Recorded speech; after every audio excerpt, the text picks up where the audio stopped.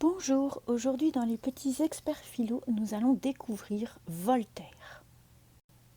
Alors Voltaire est l'un des grands philosophes du XVIIIe siècle. Il est né en 1794 à Paris et c'était en fait un fils de notaire, c'est-à-dire qu'il faisait partie de la bourgeoisie. Son vrai nom était François-Marie Arouet et comme il trouvait que c'était un nom dont on ne se rappelait pas, il l'a écrit à la manière du XVIIIe siècle, donc avec le U en forme de V, et il a fait un anagramme, c'est-à-dire qu'il a mélangé les lettres d'Arouet le junior, Arouet LJ, et ça a fait Voltaire. On dit que Voltaire est l'un des plus grands philosophes français, qu'il incarne l'esprit français. Il a fait des études de rhétorique et de philosophie, et à l'opposition de sa famille, il a voulu faire une carrière littéraire, c'est-à-dire devenir écrivain. Mais Voltaire était un esprit rebelle et il fera plusieurs séjours à la prison de la Bastille. Le premier en 1717 pour avoir écrit un texte moqueur sur le régent qui était le roi avant Louis XV. Et donc en fait, plusieurs fois, à cause de ses écrits, il va se retrouver en prison. Il va même devoir s'enfuir. Par exemple, après la publication de sa pièce Oedipe en 1726, il doit aller en Angleterre.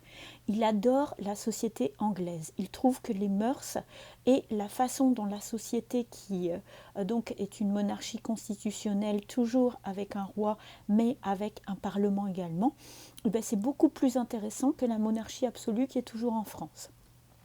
Il va ensuite revenir à Paris, mais suite à la publication des lettres philosophiques, il va devoir aller en 1736 en Lorraine. Ensuite, en 1750, il ira travailler pour le roi Frédéric de Prusse à Berlin et il sera courtisan, il sera à la cour et en fait, ça lui donnera des idées pour écrire Zadig. Il aura aussi des soucis par rapport à ses écrits et donc en 1755, il s'installe pour la dernière partie de sa vie en Suisse. On voit donc que Voltaire est un écrivain qui a eu une vie très mouvementée. À 40 ans, il a une réputation, il est célèbre dans toute l'Europe. C'est un écrivain prestigieux. Notamment, il est célèbre pour son humour et son ironie. Il dénonce le pouvoir du roi, de l'Église, des juges, etc. Mais il se fait, vous l'avez compris, aussi beaucoup d'ennemis. Donc beaucoup d'ennemis dans le pouvoir, le roi Louis XV ne l'aime pas du tout. Également parmi les philosophes, c'est un grand ennemi de Rousseau. Ils n'arrêteront pas de se disputer par rapport à leur théorie, par rapport à leur personnalité. Le texte le plus célèbre de Voltaire, ça sera Candide en 1759. C'est un conte philosophique qui raconte l'histoire d'un jeune homme qui va être chassé de sa demeure après avoir commis un méfait. Et donc en fait, il va quitter ce qu'il appelle son Eldorado pour être confronté au monde réel.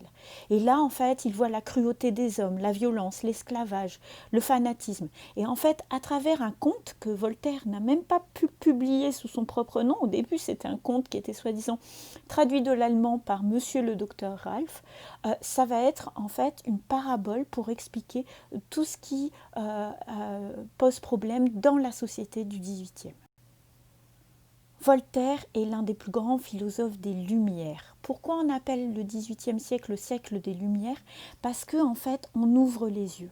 Et donc, Voltaire va combattre l'obscurantisme et l'ignorance, c'est-à-dire la religion, les croyances. Il veut que l'homme se mette à réfléchir. Il va défendre la liberté de penser, la tolérance, la justice. Voltaire, avant l'heure, aura des idées et on dit que certaines de ces idées étaient révolutionnaires et qu'elles conduiront même à la Révolution française. Voltaire, même s'il s'est fait beaucoup d'ennemis au cours de sa carrière en dénonçant justement tous les problèmes de la société, c'est l'une des plus grandes stars de l'Europe au XVIIIe siècle.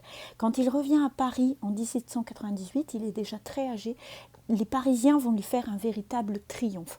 On va se bousculer dans les rues pour voir Voltaire une dernière fois, car il va mourir le 30 mai 1778. D'ailleurs, ça va poser des problèmes parce qu'il a tellement écrit de textes contre l'Église que l'Église va refuser en fait de l'enterrer. Il va être enterré un peu à la va-vite en province, mais ensuite 13 ans après sa mort, le 11 juillet 1791, donc après la Révolution française, on va transférer son corps au Panthéon. On veut en fait avoir un endroit pour les grands hommes de la Nouvelle-France. Et donc on va lui faire un magnifique tombeau qui est toujours au Panthéon aujourd'hui. C'est la première personne qui a trouvé sa place au Panthéon. Et sur sa tombe, en fait, il y a cette citation qui est inscrite. Il combattit les athées et les fanatiques, il inspira la tolérance, il réclama les droits de l'homme contre la servitude de la féodalité. Poète, historien, philosophe, il agrandit l'esprit humain et lui apprit à être libre.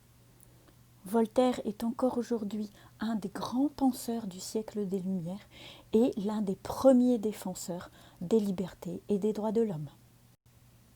Voilà, j'espère que vous avez aimé partir à la découverte de Voltaire. Je vous donne rendez-vous pour de nouvelles aventures des petits experts philo très bientôt.